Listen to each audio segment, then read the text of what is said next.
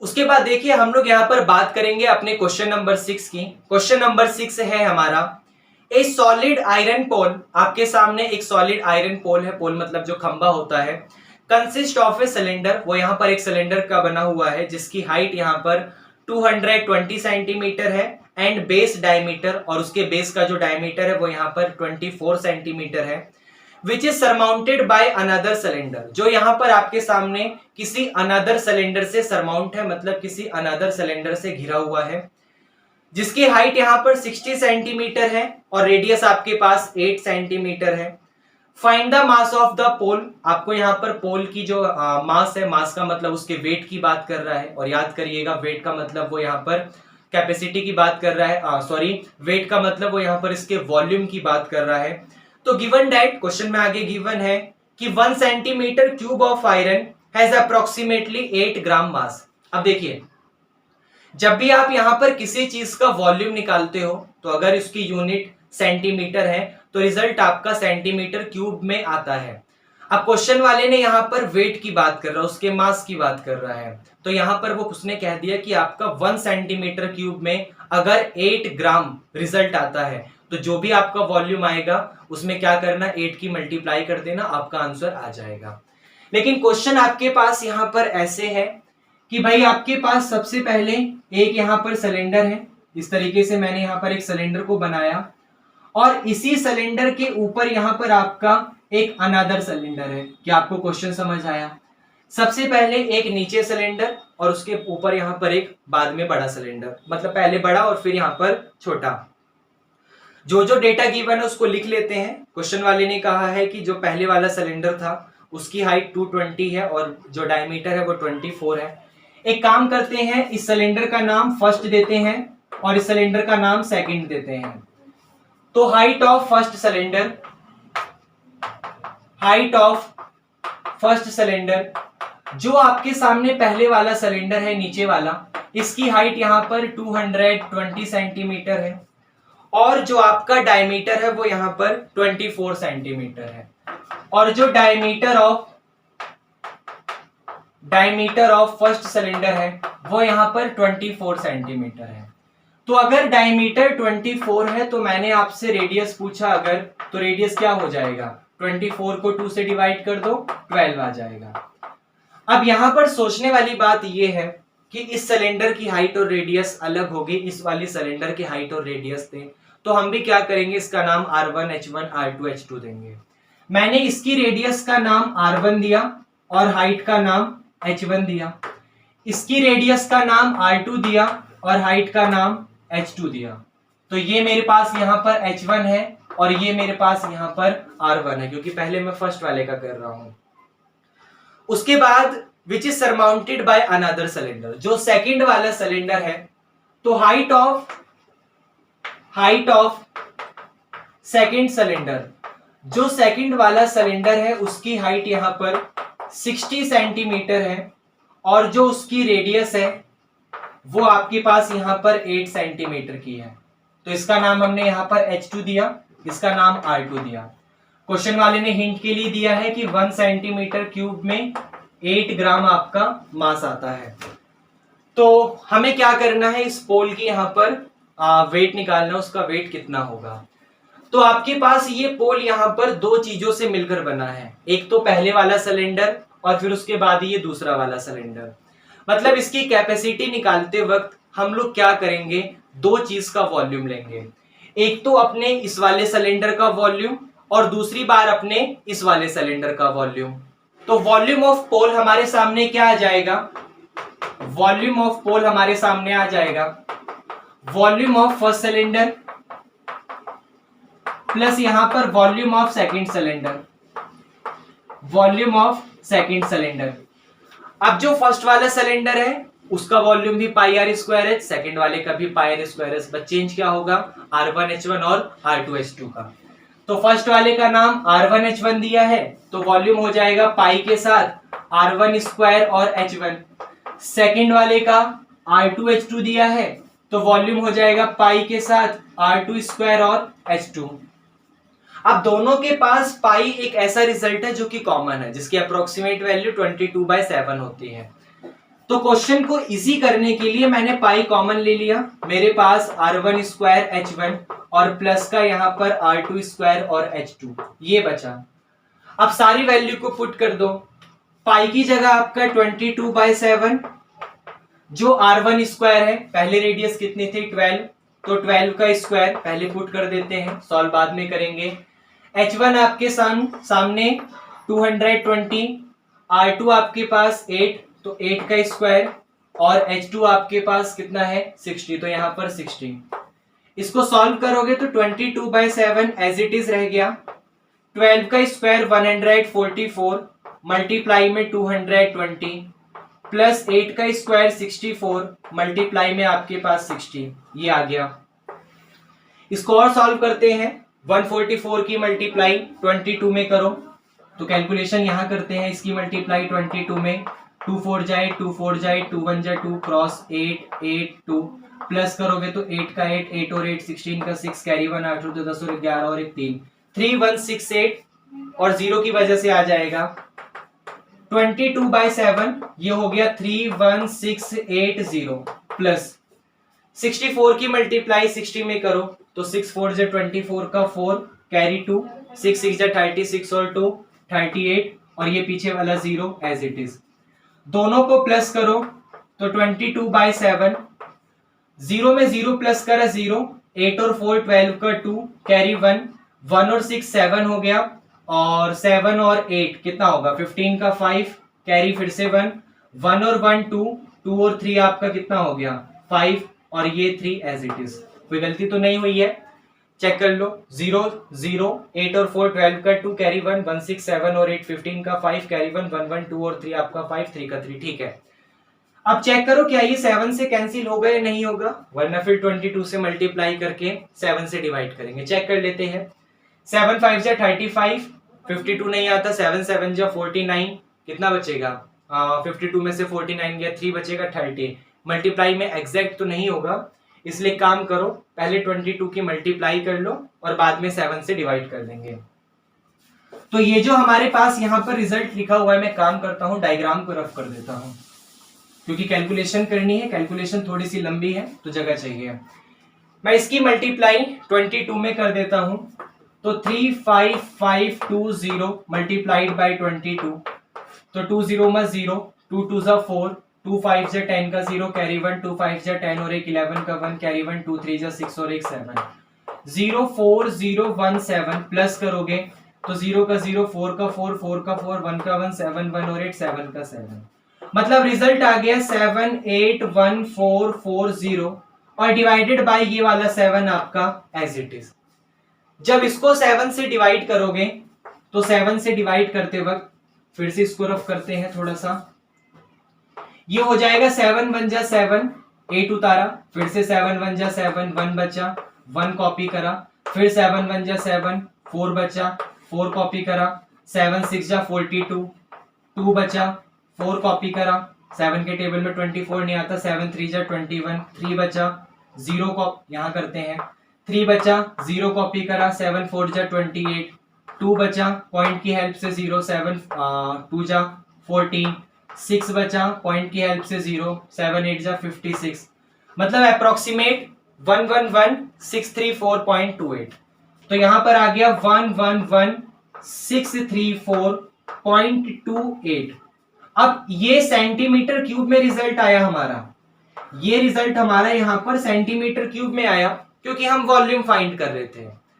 अब क्वेश्चन वाले ने हमें कहा था कि 1 सेंटीमीटर क्यूब में 8 ग्राम आपका रिजल्ट है, तो इतने सेंटीमीटर क्यूब में कितना होगा। जैसे मान लीजिए आप क्या करते हो, 1 रुपए में 4 टॉफी लेकर आते हो संतरे वाली, तो फिर 5 रुपए में कितनी टॉफी लाओगे, 5 4 जा 20। आपको समझ आ रहा है भाई वही तो काम यहां होगा।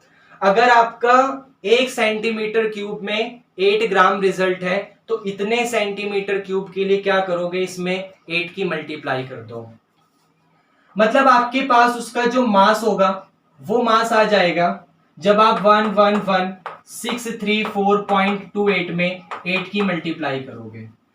तो करते हैं यहां पे, इसे फिर से रफ करते हैं। तो जब मल्टीप्लाई करोगे तो 8 8 जा 64 का 4 कैरी 6 8 2 जा 16, 16 और 6 22 का 2 कैरी 2, 8 4 जा 32, 32 और 2 34 का 4 कैरी 3, 8 3 जा 24 और 3 27 का 7 कैरी 2, 8 6 जा 48 और 2 50 का 0 कैरी 5, 8 1 जा 8 और 5 13 का 3 कैरी 1, 8 1 जा 8 और 1 9, 8 1 जा 8। मतलब आपका रिजल्ट आ गया 89307.24 ग्राम, और यही हमारा यहाँ पर फाइनल आंसर है। क्या ये क्वेश्चन आपको समझ आया? क्वेश्चन ज्यादा हार्ड नहीं था, दोनों सिलेंडर का वॉल्यूम ले लिया, कैलकुलेशन थी, सॉल्व करा, बाद में अपने वॉल्यूम में 8 ग्राम से मल्टीप्लाई कर दिया, हमारा फाइनल आंसर आ चुका है। ओके, उसके बाद देखिए हमारा नेक्स्ट क्वेश्चन है क्वेश्चन नंबर 7। तो क्वेश्चन नंबर 7 है आपका, ए solid consisting of A right circular cone. आपका एक जो सॉलिड है वो यहाँ पर एक राइट सर्कुलर कोन से बना है, जिसकी हाइट यहाँ पर 120 सेंटीमीटर है और रेडियस आपका 60 सेंटीमीटर है, स्टैंडिंग ऑन ए हेमिस्फेयर। और वो कोन आपका यहाँ पर एक हेमिस्फेयर के ऊपर खड़ा है, जिसकी रेडियस यहाँ पे 60 सेंटीमीटर है, is placed upright in A right circular cylinder. और इस शेप को, मतलब हेमिस्फेयर के ऊपर अगर कोन को खड़ा कर दिया तो मैं क्या करता हूं, मैं इस शेप को कहां रखता हूं, उठा के अपने एक राइट सर्कुलर सिलेंडर के अंदर उठा के रख देता हूं, फुल ऑफ वाटर, जो कि पूरी तरीके से पानी से भरा हुआ है, such that it touch the bottom, इस तरीके से भरा है कि वो अपने बॉटम को टच कर रहा है, बिल्कुल टॉप को टच कर रहा है। Find the volume of water, आपको क्या करना है यहाँ पर वॉल्यूम, पानी का वॉल्यूम निकालना है, लेफ्ट इन द सिलेंडर, जो सिलेंडर में बचा हुआ है। If the radius of the cylinder is 60 centimetre and height is 180 centimetre. Question में कहानी आपके सामने इस तरीके से है कि आपके पास एक हेमिस्फेयर है, हेमिस्फेयर के ऊपर यहाँ पर एक आपके सामने कोन रखा हुआ है, इस टाइप की आपके सामने यहाँ पर एक शेप है। आपने क्या करा, इस शेप को उठाकर एक सिलेंडर के अंदर, मतलब यहाँ पर आपका मैं एक सिलेंडर बना देता हूं, इस सिलेंडर के अंदर उठाकर आपने यहां पर इस शेप को क्या कर दिया, रख दिया, इस तरीके से आपने उठा के यहां पर रख दिया। अब आपको पता है, फिर से वही एग्जांपल, जैसे मान लीजिए बाल्टी है, अब बाल्टी में पहले से ऑलरेडी पूरी तरीके से पानी भरा हुआ है, आप लोग क्या करते हो, उसके अंदर कोई भारी सा कोई दूसरा ऑब्जेक्ट, बर्तन वगैरह ले जाते हो और उसके अंदर डाल देते हो। तो आप जानते हो कि जब आपने बाल्टी के अंदर उस बर्तन वगैरह को डाल दिया तो कुछ पानी बाहर निकल जाता है, और जितनी जगह वो बर्तन रखा हुआ है उतनी जगह आपके सामने पानी नहीं आता। मैंने क्या कहा, समझना ध्यान से। जैसे मान लो आपके सामने इस कमरे में पूरी तरीके से पानी भरा हुआ है, अब अगर मैं यहाँ इस जगह पर खड़ा हूं, तो जिस शेप की मेरे सामने बॉडी है उस शेप की जगह, मतलब जैसे मान लीजिए मेरी बॉडी का जो शेप है वो आपके सामने इस तरीके से है, इस तरीके से मेरे सामने यहाँ पर मेरी बॉडी का शेप है, ये आपको समझ आ रहा है। तो इतनी जगह पे पानी नहीं हो सकता, मतलब अगर मैं उसके अंदर कूद भी जाऊं, बाल्टी के अंदर, पूरे बड़े से टब के अंदर, तो जितनी जगह मेरी बॉडी ने घेर रखी है उतनी जगह पानी नहीं हो सकता, क्योंकि उतनी जगह तो मेरी बॉडी ने कवर कर ली है। ये आपको समझ आ रहा है। आप देखते हो, जैसे मान लो ये मेरे सामने यहाँ पर एक बॉटल है, आप देख पा रहे हो। अब आप देख सकते हो ये बॉटल वगैरह में अगर मैंने कोई ऑब्जेक्ट को डाला, किसी ऑब्जेक्ट को यहाँ पर डाला, तो वो ऑब्जेक्ट जितनी जगह घेरेगा जहां जहां पर, उतनी जगह पर पानी नहीं होगा। क्वेश्चन की इमेजिनेशन करिए, वो ऑब्जेक्ट उस पानी के अंदर जितनी जितनी जगह को घेरेगा उतनी उतनी जगह पानी नहीं होगा। आपको समझ आ रहा है? मतलब अगर इस बर्तन को, मतलब ये कोन को और हेमिस्फेयर को मैंने एक सिलेंडर के अंदर यहाँ पे डाला, तो इतनी जगह में पानी नहीं हो सकता। मेरा जो पानी आएगा वो सिर्फ इस बची हुई जगह में आएगा, इस अगल बगल में आ जाएगा यहाँ पर, लेकिन इस बीच वाली जगह में, इस कोन और हेमिस्फेयर वाली जगह पर मेरा पानी कभी भी नहीं भरा हो सकता। आपको समझ आया? मतलब मेरे पास कितना पानी बचा, उसके लिए मैं क्या करूंगा, अपने पूरे के पूरे सिलेंडर में से इसको माइनस कर दूंगा, पूरे के पूरे सिलेंडर के वॉल्यूम में से ये वाला, इस बर्तन का वॉल्यूम, जो बर्तन आपका कोन और हेमिस्फेयर से मिलकर बना है, उसको माइनस कर दूंगा, मेरे पास रिजल्ट आ जाएगा। ध्यान से समझना कैसे, पहले जो जो डेटा दिया हुआ है उसको लिख लेते हैं। अच्छा, क्वेश्चन में आपके सामने सबसे पहले गिवन था कि एक कोन है जिसकी हाइट 120 सेंटीमीटर है, तो height of cone height of cone आपके सामने 120 सेंटीमीटर है। उसके बाद इसकी रेडियस यहाँ पे 60 है, उसकी रेडियस यहाँ पे 60 सेंटीमीटर है। इसका नाम मैंने R1 दिया, इसका नाम मैंने यहाँ पर H2 दिया, क्योंकि सॉरी हाइट का नाम मैंने यहाँ पर H1 दिया और रेडियस का नाम मैंने यहाँ पर R1 दिया, क्योंकि सबकी रेडियस और हाइट यहाँ पर अलग अलग दिख रही है मुझे।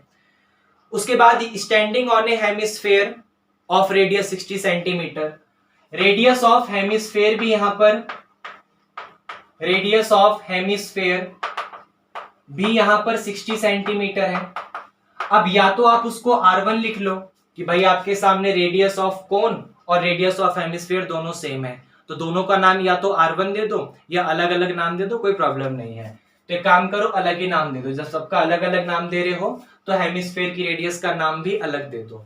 इसका नाम R1 दिया, इसका नाम यहाँ पर R2 दे दो, भले ही सेम है, नाम अलग अलग दे दो। उसके बाद सबसे नीचे डेटा गिवन है कि रेडियस ऑफ सिलेंडर, सिलेंडर की रेडियस भी,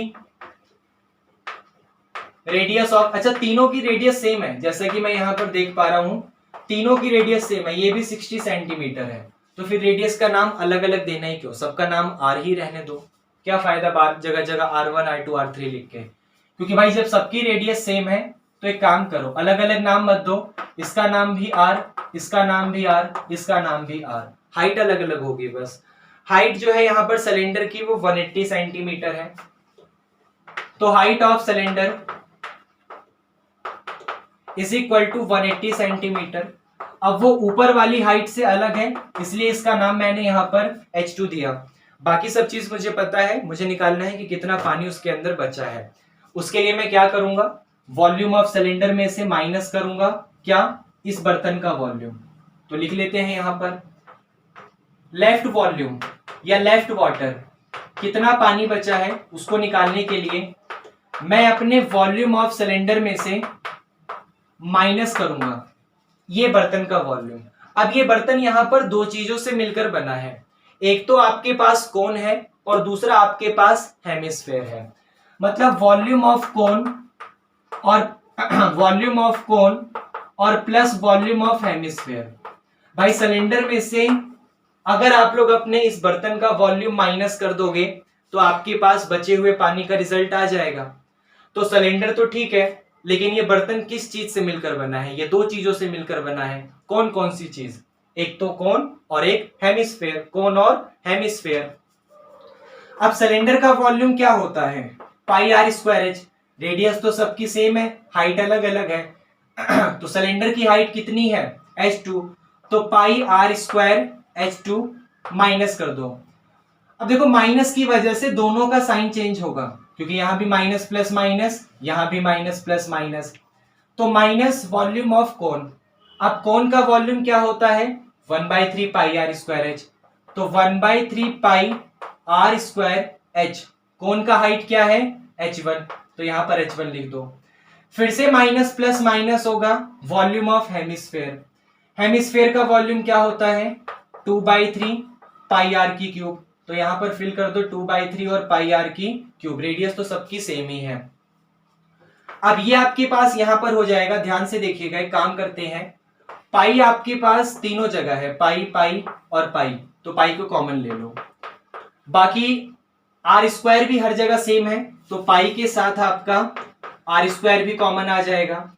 यहां बचा H2, यहां बचा 1/3 H1 और यहां बचा 2/3 और आर स्क्वायर में से आर क्यूब में से आर स्क्वायर कॉमन लिया तो आर, आपके पास ये बचा।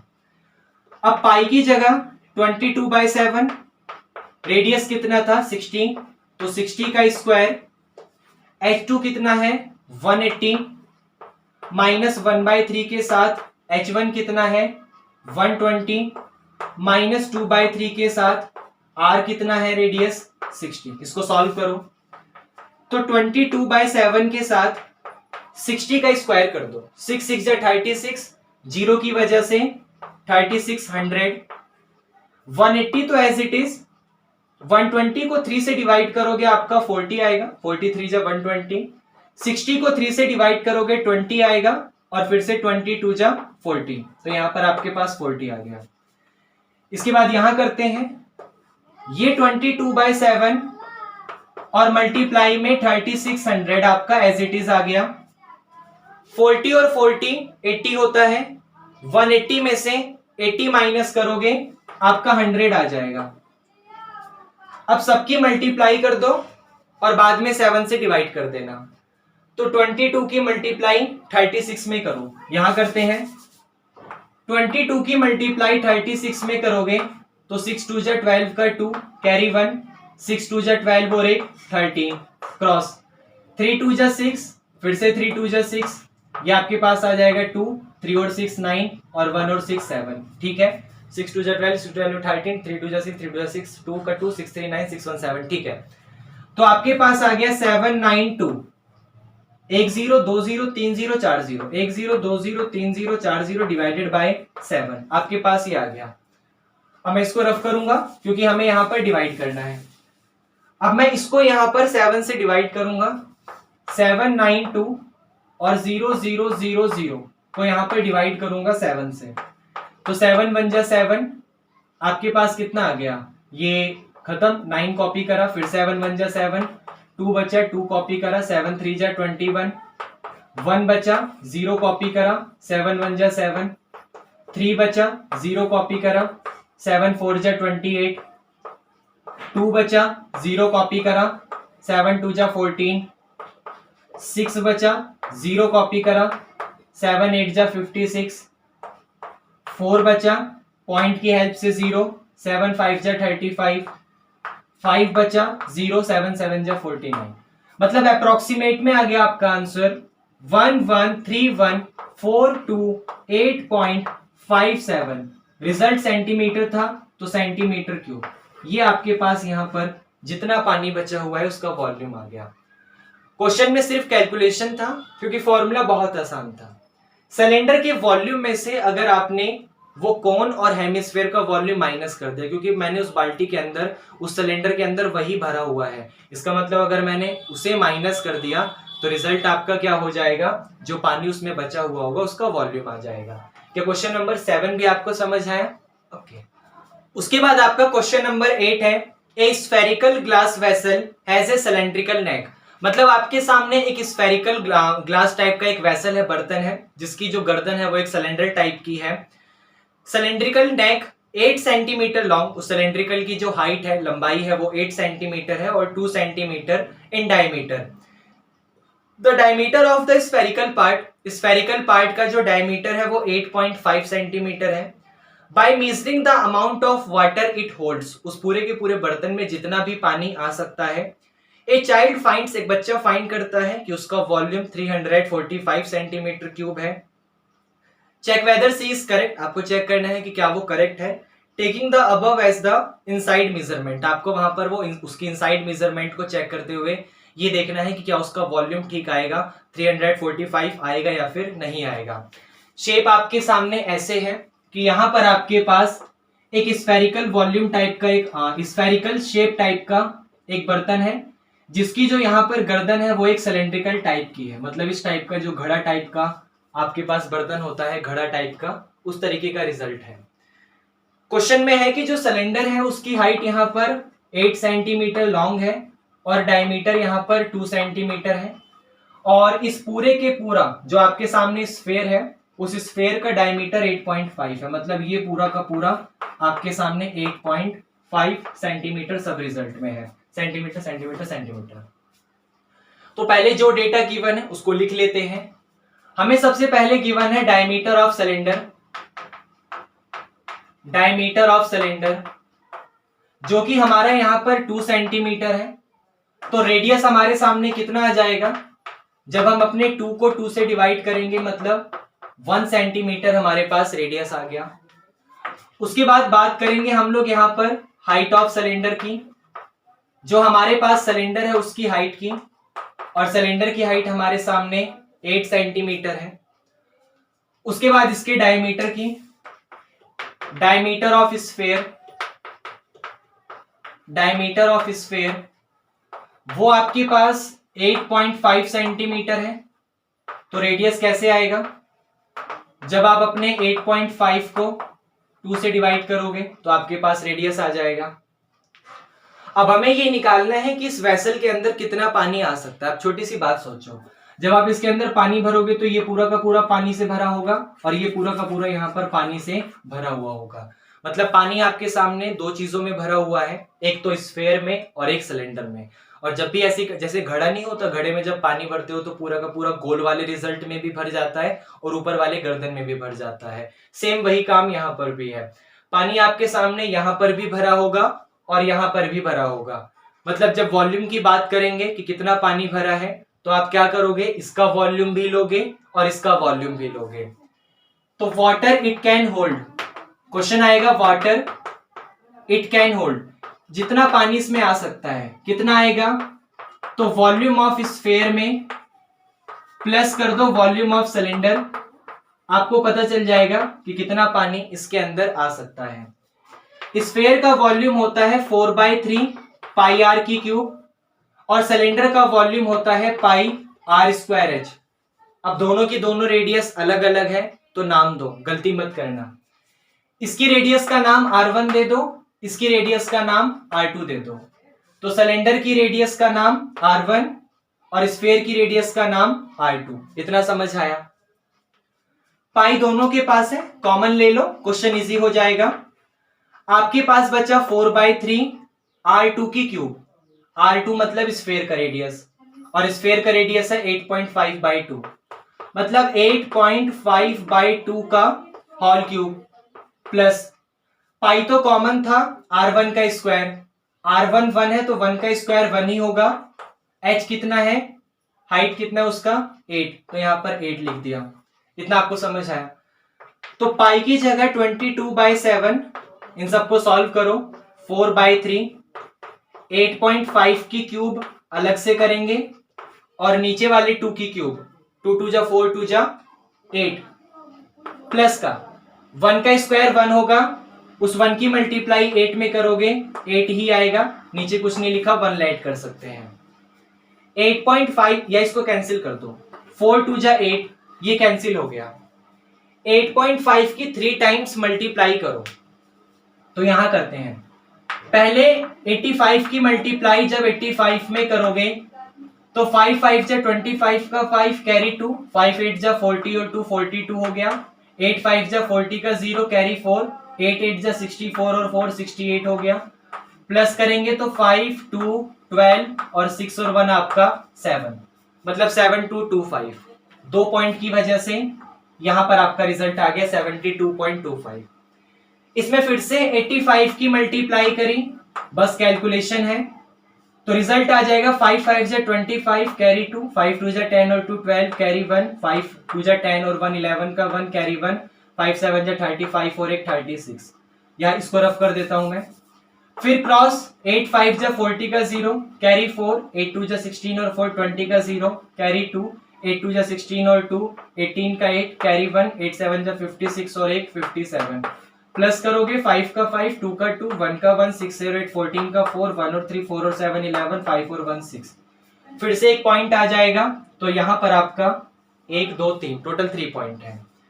तो आपके पास रिजल्ट आ गया, यहां लिखता हूं, ये हो गया यहाँ पे 22/7 और यहां पर आपके पास आ गया 8.5 की क्यूब होती है 614.125 डिवाइडेड बाय 3 2 जा 6 प्लस का ये वाला 8 डिवाइडेड बाय 1। 6 और 1 का एलसीएम लिया तो आपके सामने 6 रिजल्ट आएगा, 6 से 6 कैंसिल, ये 614.125 एज इट इज। 6 को डिवाइड करा 1 से 6 आएगा और 6 8 जा 48। इसमें 48 को प्लस करा तो रिजल्ट आ जाएगा हमारे पास 22/7 और मल्टीप्लाई में देखो ये 5 2 1 एज इट इज। 4 में 8 प्लस करोगे तो 12 का 2 कैरी 1 1 और 1 2 और 4 6 हो गया और यहाँ पे 6 और बस 6 का 6 मतलब 662.125 और डिवाइडेड बाय 6। 2 3 जा 6 और 2 11 जा 22। इतना भी समझ आया? अब 11 की मल्टीप्लाई इसमें करो, जो आएगा उसको 7 3 जा 21 से डिवाइड कर देना। तो फिर से करते हैं, इस बार मैं इसे रफ करूंगा, ये थोड़ी सी कैलकुलेशन और डायग्राम को। तो 662.125 की मल्टीप्लाई 11 में करो, 662.125 की मल्टीप्लाई 11 में करो, ये हो जाएगा 662.125 क्रॉस 521266 प्लस करोगे 5 7 और 2 3 और 2 और 1 3 2 और 1 3 6 और 2 8 6 और 6 12 और एक यहाँ पे 7, ये आ गया आपका 7283.375। अब इसको 7 3 जा 21 से डिवाइड करोगे तो कर लेते हैं यहीं पे 21 से डिवाइड। तो जब 21 से डिवाइड करोगे तो 21 3 जा, पहले 63 चलाओ, 12 में से 3 गया 9, 8 कॉपी करा, 21 4 जा 84 रन करो, 8 में से 4 गया 4, ये 3 कॉपी करा, 21 2 जा 42 रन करो, यहां लिखता हूं, आपका 1 बचा, ये पॉइंट आपका यहाँ पे 3 भी कॉपी करा, फिर भी छोटा है, 0 लगा के 7 भी कॉपी कर लिया, 21 6 जा, क्योंकि मुझे 21 का टेबल याद है, 126 रन करो, 7 में से 6 गया 1, 3 में से 2 गया 1, 5 को भी कॉपी करा, 21 5 जा 105, तो यहाँ पे 105, आपके पास 10 बचा, पॉइंट के बाद 3 डिजिट बहुत होती है, तो आपका फाइनल आंसर आ गया 342.065। मतलब सेंटीमीटर था तो सेंटीमीटर क्यूब। मतलब आप यहां पर एक छोटी सी बात देख रहे हो कि क्वेश्चन में फॉर्मूला लिखना बहुत आसान है, फॉर्मूले को लिखना बहुत आसान है।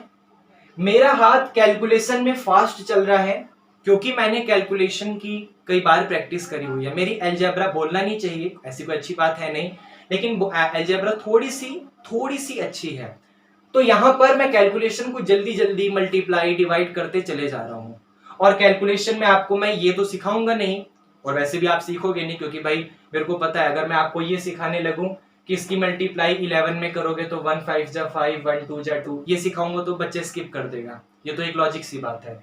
तो कैलकुलेशन में मल्टीप्लाई डिवाइड किस तरीके से उसको सॉल्व करना है, बस वही रिजल्ट है, बाकी फॉर्मूला तो बहुत आसान है। और आपको यही प्रैक्टिस करना है इसकी कैलकुलेशन की। सरफेस एरिया एंड वॉल्यूम में बच्चा यही फंसता है, इसको याद रखना। बाकी इसी के साथ हमारा चैप्टर नंबर एक्सरसाइज नंबर 13.2 के 8 क्वेश्चन फिनिश होते हैं। मिलते हैं नेक्स्ट क्लास में अपने किसी नेक्स्ट टॉपिक के साथ, मतलब नेक्स्ट एक्सरसाइज और एग्जाम्पल के साथ। इसको पढ़ते रहिए, प्रैक्टिस बार बार करिए, और कुछ मेरे पास बोलने के लिए है नहीं, मैथमेटिक्स इज ए प्रैक्टिस। करते रहिए, मिलते हैं नेक्स्ट क्लास में। Okay bye.